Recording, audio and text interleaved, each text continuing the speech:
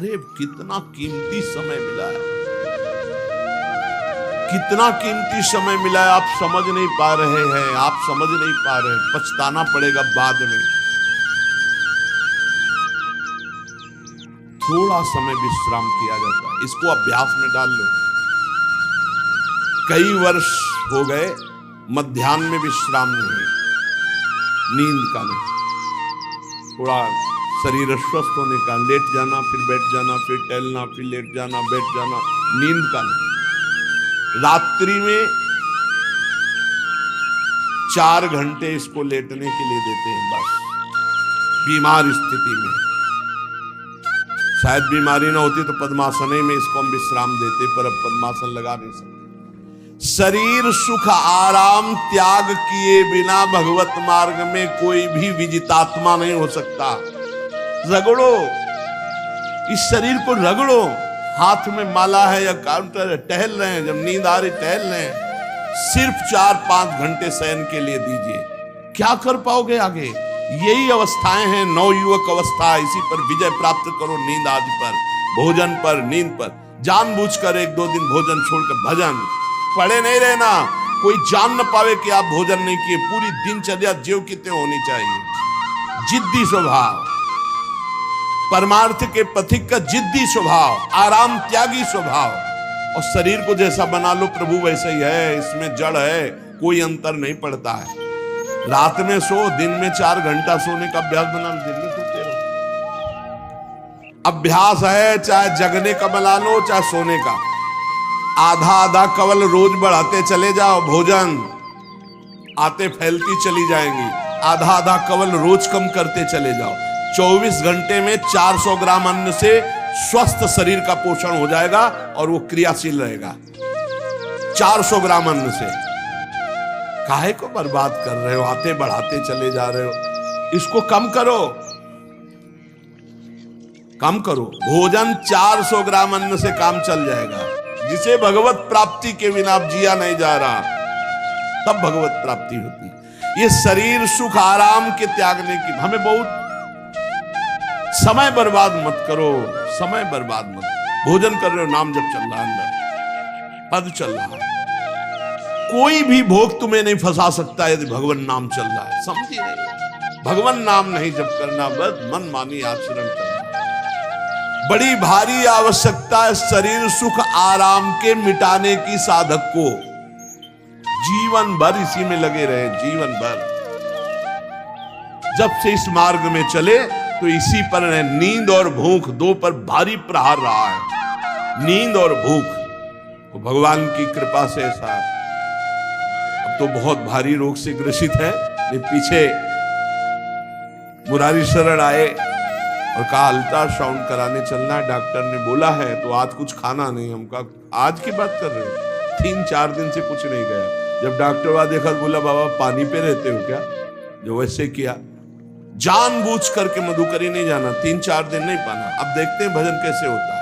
और यह अभ्यास बचपन से, भूखे रह करके, सर्दी में, गर्मी में, बीमारी में, हर स्थिति में भजन नहीं छूटना, दिनचर्या नहीं छूटनी। शयन में जो तुम्हें सुख मिलता है वो तमोगुणी नींद का है। जागृत होकर भजन में अगर समय व्यतीत कर दो, जीवन आनंद में। शरीर सुख आराम को नष्ट करने की जरूरत है साधक को। दिन में सोना बंद करो। जो रात्रि में जगते हैं वो सो सकते हैं आधा टाइम। सोने का टाइम 4 घंटे, तो 2 घंटे विश्राम कर लो। और रात्रि में ऐसी सेवाएं करो कि 1-2 घंटा उसमें विश्राम कर लो। 4 घंटे से काम। और जो रात्रि में चैन से सोते हैं, दिन में मत सो। दिन में टहलो, माला लो और अपने ही कमरे में टहलो, बंद करके कमरा, अपने ही अंदर टहलो, खूब नाम जप करो, मंत्र जप करो। देखो कैसा आनंद आता है कि अरे तेरा समय जा रहा है, पता नहीं आगे कौन सा रोग आ जाएगा, कौन सी घटना घट जाएगी, तू भजन करने लायक रहे या न रहे। आज भजन कर लेगा तो कल, बता रहे हैं ना, हर समय मन उत्साहित रहता है। तभी हम कह रहे कि भजन करोगे तो मरते दम तक तुम्हारा उत्साह नष्ट नहीं होगा, उत्साह संपन्न। कितना आनंद रहता है मन से भगवत आराधना शुरू हो जाती है, मन से पाठ शुरू हो जाता है, मन से परिक्रमा शुरू हो जाती है। हमें लगना है, आराम शब्द जीवन में नहीं। सीधी बात समझो, जब तक भगवत प्राप्ति नहीं तब तक आराम नहीं। राम काज कीन्हे बिनु मोहि कहां विश्राम। बिल्कुल जिद्दी स्वभाव बनाना पड़ेगा। शरीर, आलस्य, प्रमाद, भोग, नाना प्रकार की खान पान सामग्री, तो भगवान कहते फिर मेरी प्राप्ति। विजितात्मा बनो, आराम, राम काज कीन्हे बिनु मोहि कहां विश्राम। समुद्र पार कर रहे हैं, मैनाक जी प्रकट हो गए, थोड़ा विश्राम कर लो। बोले नहीं, राम काज कीन्हे बिनु मोहि कहां विश्राम, मोहि कहां विश्राम। सेवक सुख चाह, मान भिखारी, व्यसनी धन, शुभ गति व्यभिचारी कभी नहीं। सर्वभूतात्म भूतात्मा, संपूर्ण प्राणियों के साथ आत्मवत व्यवहार करे, सब में मेरा प्रभु विराजमान है। जैसे हमारे किसी शरीर के अंग में चोट लग जाए तो हमें ही लगती है, ऐसे संपूर्ण चराचर जगत में जब हम किसी को दुखी देखें तो हमारा हृदय दुखी हो जाए। कैसे इसके दुख को, इसे सर्वभूतात्म भूतात्मा कहते हैं। जो योगी होता है वो सबको सुख पहुंचाने की चेष्टा करता है, किसी को भी दुखी देखकर उसका हृदय व्याकुल हो जाता है। साधन में स्वाभाविक प्रवृत्ति नहीं होती, लगाना पड़ता है, इसलिए उद्देश्य दृढ़ रखो। अब हमको इसी जन्म में भगवत प्राप्ति करनी है। हम प्रियालाल की शरण में हैं। हमारा एक एक मिनट बड़ा कीमती है। हर मिनट में, हर सेकंड में हमें नाम जप करना है और प्रभु के भरोसे रहना है। कम सोना है, कम खाना है, कम बोलना है। 3 बातें पकड़ो। कम सोना, इसका अभ्यास बना लो। कम खाना, इसका अभ्यास बना लो। और कम बोलना, इसका अभ्यास। ये 3 बातें जीवन में साधक के बिल्कुल सरलता पूर्वक आ जानी चाहिए। मिताहार, मित भाषण और नियमित शयन। शयन से बचो, ये बहुत जहर है। नींद बहुत जहर है। निद्रा आलस प्रमादोत्थम तत्तामस मुदाहृतम। इसको एक सीमा में बांध दो। 3 घंटे, 4 घंटे, 5 घंटे, बस 24 घंटे माला, काउंटर, वाणी, सेवा, टहल रहे। सो नहीं सकते, आराम नहीं कर सकते, नहीं कर सकते। ये अभ्यास बनाओ तभी आगे बढ़ पाओगे। सत्संग रोज सुनते हो, देखो तुम्हें जो डांट लगती है, तुम्हें बहुत प्यार करते हैं प्रभु, बहुत प्यार करते हैं, इसलिए डांट लगवा रहे हैं, इसलिए आपको सत्संग सुना रहे हैं। ये जीवन सार्थक कर लो, नहीं तो बहुत पछताना होगा। हम पशु पक्षी के जीवन में साधना नहीं कर पाएंगे। कैसे? हमारा चिंतन बदले। भगवान ने अगला शब्द का मदगत प्राणा, प्राण जिसके मेरे में समर्पित है। प्राण समर्पित का मतलब है प्राण वायु को लेकर प्रधान है। भोजन न मिले, जल न मिले तो भी हम जीवित रह सकते हैं काफी समय तक, क्योंकि प्राण वायु, प्राण बलवान पुष्ट होते हैं अन्न और जल से, लेकिन प्राणों की सत्ता वायु से है। ये जो श्वास प्रश्वास है, भोजन हमें 4-6 दिन न मिले तो आराम से दिनचर्या चल सकती है। पानी 8-10 दिन न मिले तो भी दिनचर्या चल सकती है। ऐसा नहीं कि मर जाएंगे, लेकिन 2 मिनट वायु ना मिले तो मर जाएंगे। 2 मिनट वायु ना मिले तो प्राण ना। प्राण का सीधा संबंध वायु श्वासों से है, और प्रभु को प्राण समर्पित करने का मतलब हर श्वास नाम जप करना। मदगत प्राणा, हम पानी भी पिएंगे, भोजन भी पाएंगे तो प्रभु को समर्पित करके, और हर श्वास नाम जप करेंगे तो ये मदगत प्राणा होगा। मच्चित्ता, निरंतर चिंतन करने के लिए हमें प्राणों को समर्पित करना होगा। हमारे प्राण समर्पित हैं, हम प्रसाद के द्वारा प्राणों का पोषण करेंगे, और हर श्वास प्रश्वास में नाम जप। श्वास ऊपर गई तो नाम जप, श्वास नीचे गई तो नाम जप। बोधयंता परस्परम, यदि हम किसी से बात करेंगे तो अपने प्रभु की चर्चा करेंगे। उसी प्रभु की चर्चा का कथन, कथयंतश्च माम नित्यम, केवल भगवत चर्चा करेंगे। केवल कभी कभी ये लोक कल्याण की भावना भी प्रपंच में उतार देती है। निवेदन है कि यहां कोई लोग वार्ता का प्रश्न लेकर के नावे, एक जगह तो बख्श दो जहां केवल भगवान के संबंध की चर्चा होने दो। सीधा वृंदावन में आप आए हो तो प्रिया प्रीतम की चर्चा का प्रश्न करो, प्रिया प्रीतम की चर्चा सुनो, निहाल हो जाओगे। तुष्यंत च रमंत च, उसी में आनंद और संतोष होता है। भगवत चर्चा में और उसी में रमण। एक जगह तो रखो जहां तुम केवल प्रभु की चर्चा सुन सकते हो, प्रभु की चर्चा कर सकते हो। प्रपंच का तो बहुत विस्तार है। कथयंत च माम, माम भगवान कह रहे हैं, कथयंत च माम नित्यम तुष्यंत च रमंत च। चलते हैं हम भगवत मार्ग में, फैल जाते हैं फिर दुविधा युक्त संसार प्रपंच में। केवल भगवत चर्चा, कथयंत च माम, भगवान केवल माम, मेरा, प्रियालाल की सिवा और कोई चर्चा नहीं। बार बार बोर्ड लगवा देते हैं, श्यामा श्याम की चर्चा के सिवा यहां कोई चर्चा न की जाए। आपको अगर आशा है कि यहां से कोई काम बनते हैं तो हम पहले आपको बता देते हैं हम असमर्थ हैं, हमारे में कोई सामर्थ्य नहीं है। हम केवल प्रभु की चर्चा करते हैं, प्रभु का नाम जपते हैं, प्रभु के लिए जीवन है, बस इतनी बात है। जो प्रभु में डूबना चाहता वो आए, स्वागत है। इसके अलावा ना कोई आशीर्वाद, ना कोई तंत्र मंत्र, ना कोई जंतुर, ना किसी भी तरह की कोई ढांढस वृत्ति बना सकते हैं कि जाओ तुम्हारा ये ठीक हो जाए, तुक्का लग जाए, ठीक हो जाए, तुम्हारे भाग्य की बात है। यहां से कोई चमत्कार नहीं है। यहां एक ही चमत्कार है, मलिन मन को श्री भगवान में लगा देना, जीवन को जीवन मुक्त अवस्था में पहुंचा देना। निर्विकारता की स्थिति प्राप्त करने के लिए साधु समागम है। भगवान का आदेश है, यदि मुझे अनुभव करना चाहते हो, इसी जन्म में परमानंद की प्राप्ति करना चाहते हो तो मय्येव मन आदत्स्व मयि बुद्धिम निवेश है। कैसे करोगे? तो भगवान कह रहे मत चित्ता, मेरे में चित्त लगाओ।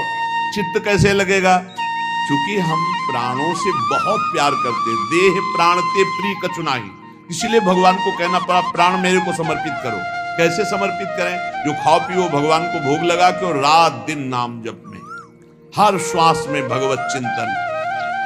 अगर वार्ता करनी तो बोधयंता परस्परम कथयंतश्च माम नित्यम, केवल मेरी चर्चा। बड़ा दुर्लभ हो रहा है, भगवत चर्चा होना बड़ा दुर्लभ हो रहा है। भैया ये सब सुनहु भरत भावी प्रबल, बिलख कहो मुनिनाथ, हानि लाभ जीवन मरण जस अपजस विधिहात। जब कर्मों का फल भोगने का आया तो महात्मा जी, और जब पाप कर्म करने जा रहे थे तो पूछ लेते हमसे कि हम पाप कर्म करने जा रहे हैं, आपकी अनुमति है क्या? तब नहीं, तब किसी न भगवान की याद की, न गुरु की याद की, मनमानी आचरण किए। तो अब भोग आया है, अब भोग लो, उसको भोगना पड़ेगा। वो यही मिलेगा तुम्हें। पति पत्नी परिवार संसार मित्र, इन्हीं में सब कलह अशांति मारपीट नाना प्रकार का। अरे पूछो मत। भगवान के चरणों का जब तक आश्रय नहीं लोगे तो यहाँ का ये प्रेम विवाह, यहाँ का प्रेम तुम्हें शांति प्रदान नहीं कर सकता। भगवत भाव रखोगे, हर परिस्थिति को शांति पूर्वक निर्वाह। ये जीवन काटना भी एक कला है। मनुष्य जीवन कोई पशु जीवन नहीं है। अगर अध्यात्म नहीं तो आप इसको जी नहीं सकते, आप इस जीवन को नहीं जी सकते। अशांत रहोगे, क्लेशित रहोगे, परेशान रहोगे। जीवन की कला है, द्वंद्वों में क्षमता, संपूर्ण जगत में रहते हुए ममता रहित हो जाना, संपूर्ण क्रियाएं करते हुए अहंकार रहित हो जाना। अभी जीवन मुक्तता का आनंद आ जाए तो मत चित्ता, मदगत प्राणा, बोधयंता परस्परम, कथयंत च माम नित्यम, तुष्यंत च रमंत च। हमारा उद्देश्य भगवत प्राप्ति का है। जो भगवत संबंध से भगवत प्राप्ति करना चाहता है उसके लिए दरबार खुला है, फ्री है, कोई फीस नहीं है, कोई शर्त नहीं है। तुम कौन हो, कहां के हो, कोई मतलब नहीं। आपका केवल संबंध भगवान के संबंध से वार्ता होगी तो यहां हो सकती है। इसलिए सावधानी होकर हमारे समय को निरर्थक ना किया जाए। बहुत कीमती समय, जब प्रश्न होता है तो फिर उस पर चर्चा करनी ही होती है। हमें सिर्फ भगवान का आदेश है, कथयंतश्च माम नित्यम तुष्यन्ति च रमन्ति च। उसी में संतोष करना, उसी में रमण करना है। हमारा भरण पोषण श्री प्रिया जी से होता है, किसी व्यक्ति से नहीं होता है। हमारे यहाँ श्री श्यामा श्याम विराजमान है, उनका पूरा जगत है। तुम्हारी बुद्धि में मेड़ है, भेदभाव है, उनके लिए भेदभाव नहीं। सब मम प्रिय, सब मम उपजाए, तो हम अपने स्वामी के अनुसार चलेंगे। सब मेरे प्राणनाथ श्यामा श्याम के जन है, कोई भी हो, इतना ना छोटा ना इतना बड़ा, ना इतना प्रिय ना इतना प्रिय, सब बराबर है। एक तरफ चाहे गुणात्मा, गुण से युक्त महात्मा, और एक चाहे दुरात्मा, दुर्गुणों से युक्त, दोनों को ऐसे दुलार करके श्री जी की तरफ बढ़ाने वाला मार्ग, ये मार्ग यहाँ का है। कथयंत माम नित्यम तुष्यंत रमन्त तेषाम सतत युक्तानाम भजताम प्रीति पूर्वकम। जो सतत प्रेम पूर्वक मेरा भजन करता है, भगवान करे ददामि बुद्धि योगम तम, उसकी बुद्धि का योग मैं करा देता हूं। ये खास बात है, लगाने की चेष्टा हमने की मन बुद्धि को, और भगवान आकर मन बुद्धि में विराजमान हो गए। तेषामेवानुकंपार्थ महमज्ञानजं तमः नास्यात्म्यात्म भावस्थो ज्ञान दीपेन भास्वता। भगवान कृपा करके उसके हृदय में ज्ञान प्रकाशित कर दिया। जब कोई सतत भजन करता है, प्राण प्रभु को समर्पित कर देता है, चित्त प्रभु में लगाए हुए प्रभु की चर्चा, भगवान उसके अंदर ज्ञान प्रकाशित कर देते, तो वो अनात्म भाव जो देह भाव था उसका नाश हुआ और वो भगवत भाव में स्थित हो जाता है। भगवान कह रहे मत चित्तः सर्व दुर्गाणी मत प्रसादात् तरिष्यसि। जब कोई मेरे में चित्त लगाता है तो मेरी कृपा से सारे दुर्गुणों का नाश हो जाता है। महात्मा तो भगवान बनाते हैं। करो सत्य ते साधु समाना, मैं उसे साधु बनाऊं। हमारा कर्तव्य, हमारा चित्त प्रभु में लग जाए। मेरा चिंतन करो, भगवान का आदेश है, बस खास बात है चिंतन। हमारी प्रारंभ से विशेष श्रद्धा इसी बात में रही गुरु शब्द पे, कि रात दिन कोई भी चेतना युक्त क्षण ऐसा ना जाए जिसमें भगवत विमुखता हो। बस इसी बात की साधना जीवन भर रही।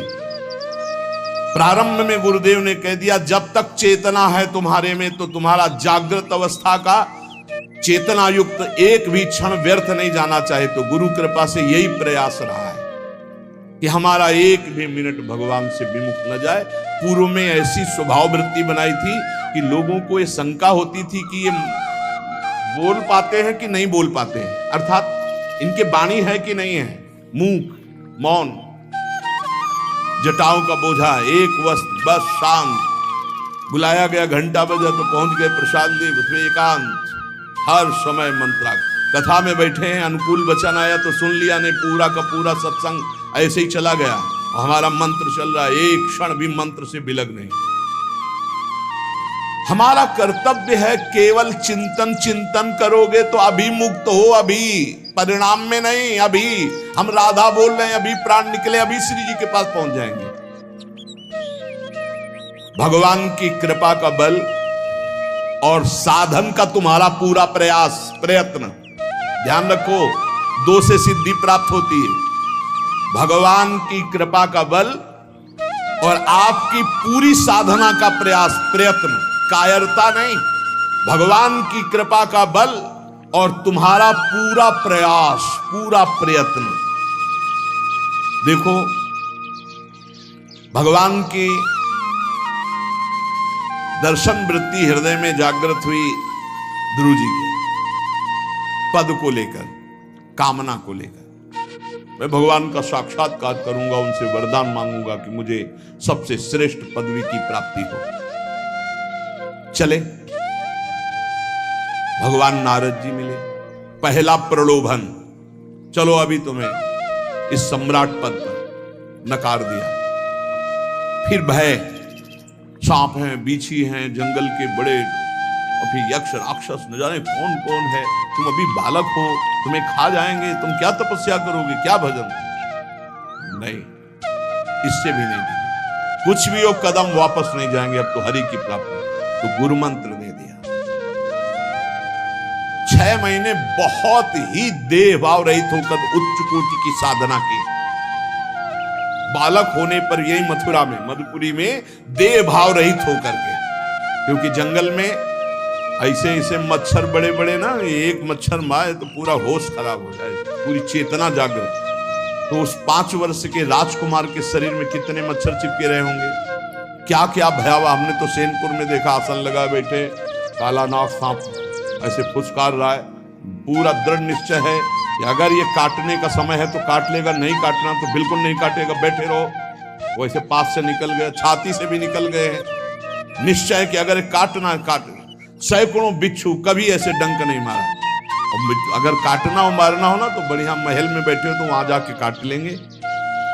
ध्रुव जी अपनी निष्ठा से कभी नहीं विचलित हुए। अब जब भगवान सामने आए तो आखिरकार 5 वर्ष के बालक घबरा गए। भगवान का तेज, भगवान का रूप, भगवान की महिमा। भगवान मुस्कुराए, कृपा दृष्टि से देखे, बल मिला, भगवान को देख पा रहे हैं। अब मन में आया कि मैं स्तुति कैसे करूं, क्योंकि कोई ज्ञान तो है नहीं। भजन किया, भगवान की प्राप्ति हो रही, लेकिन अब कोई ऐसा ज्ञान तो है नहीं जिससे भगवान का स्तवन करे। भगवान की तरफ देख करके कुछ कहना चाहते हैं, पर क्या भगवान को कहें ये ज्ञान नहीं। तो भगवान ने अपने ज्ञान स्वरूप शंख का गुरु जी के कपोल पे स्पर्श करा दिया। तो भगवान कह रहे ज्ञान तो मेरी कृपा से होता है। अभी पीछे इस श्लोक में भगवान ने कहा, तेसा मेवानुकंपार्थ महमक ज्ञानजम तमः नाशयाम्यात्म भावस्थो। अनात्म भाव का ये जो आत्मस्वरूप अनात्म देह में भाव आ गया है, इसके नाश का जो ज्ञान होता है ये भगवान की कृपा से होता है।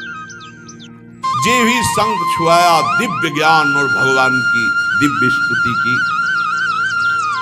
तो ये देखा जाता है कि भगवान की कृपा से ही साधक में दिव्यता आती है, दिव्य ज्ञान आते हैं। पर प्रयत्न अपना होना चाहिए। प्रयत्न था तभी तपस्या में आए, नहीं तो प्रलोभन में फंस जाते या भय में डर जाते। ना प्रलोभन में फंसे चक्रवर्ती सम्राट पद देने पर, और ना भय में फंसे कि सांप बिच्छी और सिंह खा जाएगा, इससे भयभीत नहीं हुए। और प्रयत्न इतनी जोर का किया, आप भागवत में पढ़ लीजिए, देह भाव रहित होकर कितना कठोर तप, 6 महीने में भगवत साक्षात्कार। आत्मबल, भगवत कृपा बल। ये मन है बहुत डराता है, कैसे जिएंगे, बुढ़ापे में कौन सेवा करेगा, क्या दुनिया का प्रपंच खड़ा कर देता है। इसको इसी ज्ञान से काटो। भगवान है ना, भगवान सब है। भगवान के लिए हमने जीवन दिया, ये जीवन भगवान के लिए है। अरे दिव्य हो जाओगे, रिद्धियां सिद्धियां हाथ जोड़े खड़ी रहेंगी। भगवान जानते हो क्या भगवान है। हम एक बार भगवान के नाम पर अपने आप को न्यौछावर तो करके देखें। पर ये अहंकारी जीव मानता नहीं। ये अहंकार का बल लिए रहता है। आसुरी प्रकृति है ये अहंकार। अहंकारम बलम दर्पम कामम क्रोधम च संश्रिताः। जिसके अंदर ये आसुरी प्रवृत्ति अहंकार होता है, उसमें काम क्रोध लोभ ये भरपूर होते हैं। कहां से भगवत प्राप्ति हो। जहां ये दुश्मन रहते हैं वो घर तो तुमने सुरक्षित दे रखा है दुश्मनों को। आसुरी प्रकृति को तुमने, अहंकार को अपना स्वामित्व दे रखा है। मैं वो अहंकार जिसके साथ प्रकृति लगती है। जब अहंकार और बढ़ जाता है तो ईश्वरोहम अहम भोगी सिद्धोहम बलवान सुखी। तरंग से समुद्र नहीं होता, समुद्र से तरंग होती है। हम जितने भी हैं सब तरंग हैं उस परमात्मा की। वायु विकार नष्ट हुआ, समुद्र में ही लीन हो गए, ये बात है। लेकिन एक तरंग समुद्र नहीं पैदा कर सकती। एक सूर्य चमक रहा, कोई बंद के सूर्य दूसरा चमक के दिखाए। बहुत सावधानी से उपासना करो। ये अहंकार, भगवान कह रहे हैं, भगवान ये जो अहंकारम बलम दर्पम कामम क्रोधम च संश्रिताः, इस अहंकार को नहीं मिटाया तो ये अनुभव कराने लगता है और 4 बोलने लगते हैं कि आप तो भगवान हैं। तो धर्म सम्राट करपात्री जी इतने सिद्ध महापुरुष और विश्वेश्वर विश्वनाथ जी की स्थापना करके रात दिन आराधना, काशी में बड़े बड़े सिद्ध महापुरुष भगवान शिव की आराधना करते, बड़े बड़े सिद्ध महापुरुष भगवती अम्बा की आराधना करते। ये कौन सा ज्ञान प्रकट हो जाता है जो भगवत स्वरूपों का अपमान होने लगता है। मुझे यही समझ में नहीं आता। गुरु रूप से हमें शास्त्र के आचरण देने आए, मनमानी भ्रष्टाचार सिखाने नहीं आए। आज तक कभी कहीं भी भगवत स्वरूपों का अपमान महापुरुषों द्वारा नहीं हुआ। महापुरुष और भगवान में अंतर नहीं, पक्का मुझे विश्वास, हम तो चराचर जगत को भगवत स्वरूप मानते हैं, लेकिन आचरण कराने के लिए आचार्य गुरुदेव जैसे चले हैं वैसे ही चलना होता है। सदैव संतों ने अपने को अधम और तुच्छ और नीच कहा है। हनुमान जी जैसा कोई ज्ञानी, महाबली, कोई त्यागी, कोई ब्रह्मचारी, बैरागी, हनुमान जी जैसा कोई त्रिभुवन में द्वितीय हुआ हो तो बता दो। अतुलित बलधामम हेम शैलाभदेहम दनुजवन कृशानु ज्ञानिनाम अग्रगण्यम। अरे जय गिर चरण दे हनुमंता चले उसगा पाताल तुरंता, हजार हजार को पकड़ के कछु मारिस कछु मर्दिस कछु मिले से धर धूरी। विभीषण जी से कैसे परिचय बता रहे? प्रात ले जो नाम हमारा तेहि दिन ताहि ना मिले आहारा। असमय अधम सखा सुनु मोहू पर रघुबीर। क्या दैन्यता का स्वरूप हनुमान जी। भगवान से जब हनुमान जी मिल रहे तब उनसे प्रभु आप पूछ रहे हो नाथ, एक मैं मंद मोह बस ज्ञानी नाम अग्रगण्यम, एक मैं मंद मोह बस कुटिल हृदय अज्ञान पुनि प्रभु मोहि विसारेऊ दीन बंधु भगवान।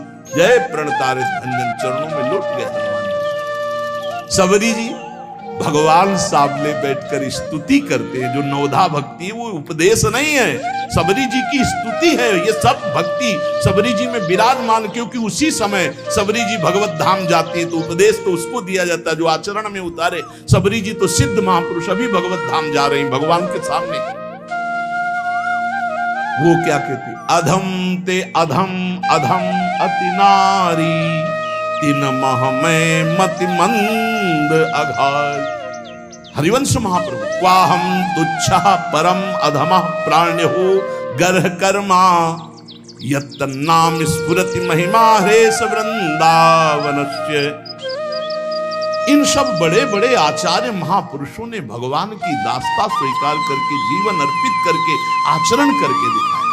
जहां ये आसुरी अहंकार होता है तो ईश्वरोहम महम भोगी सिद्धोहम बलवान, ये सिद्धावस्था नहीं है, ये तमोगुणी आसुरी अहंकार का परिणाम है जो ये दिखाई देता है भगवत स्वरूपों का अपमान करके। ऐसे नहीं, यद्यपि अभेद है वो महापुरुष शिव और वो अभेद है, पर आचरण जब करेगा तो स्वामी और सेवक का करेगा।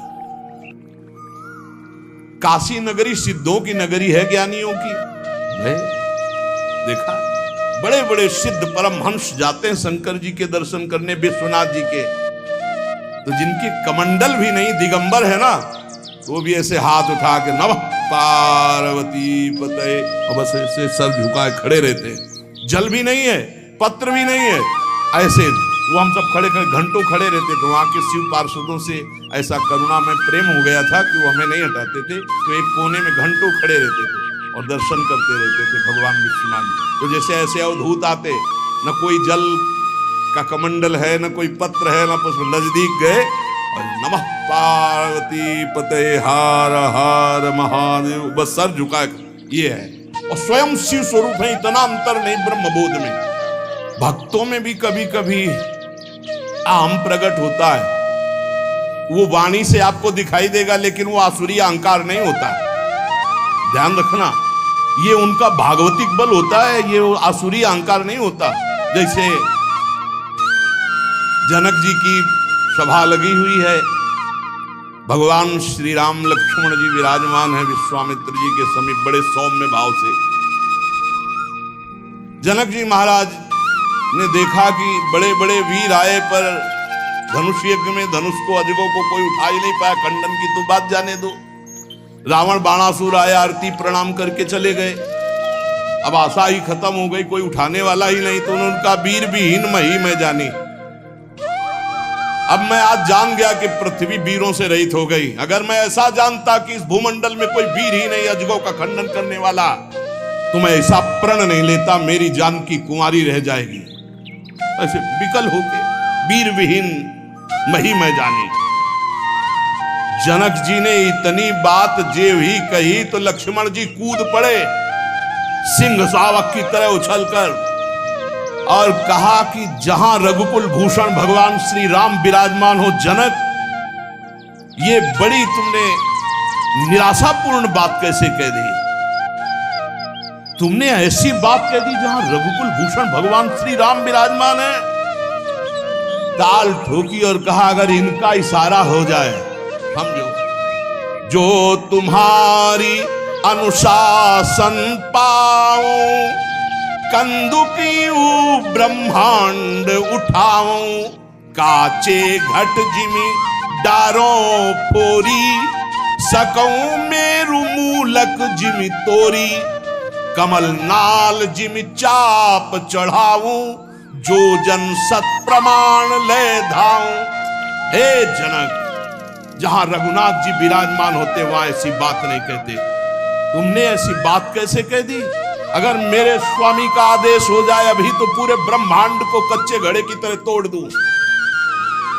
ये अजगौ पुराना 100 योजन एक बार में दौड़ते हुए जाऊं और इसको ऐसे कमल लाल की तरह तोड़ दूं, मेरे स्वामी का आदेश हो। ये अहंकार नहीं है।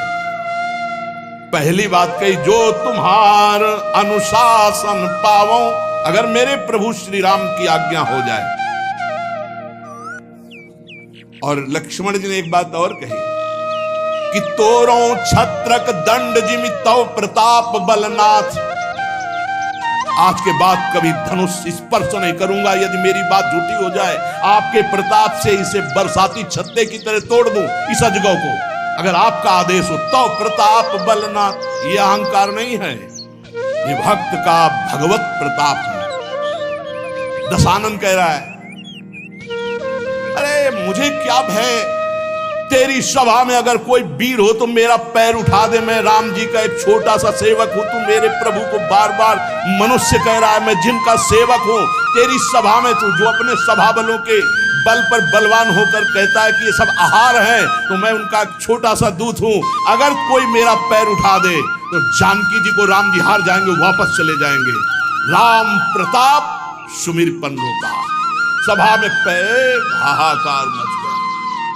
जब स्वयं दशानन उठा मारा घूसा, 4 मुकुट राम जी के चरणों में गए। राम जी के चरणों में झुक, तब तेर बचेगा, मेरे चरणों में झुकने से नहीं। कोई उठा नहीं पाया। ये अंगत का अहंकार नहीं, ये भक्त का भगवत प्रताप होता है। राम प्रताप सुमेरी परण रूपा, राम प्रताप हरिवंश प्रताप ही जानत है, हरिवंश प्रबोध प्रमाणत है, हरिवंश सर्वस्व है तिनके, सुख संपत्ति दंपति जो जिनके।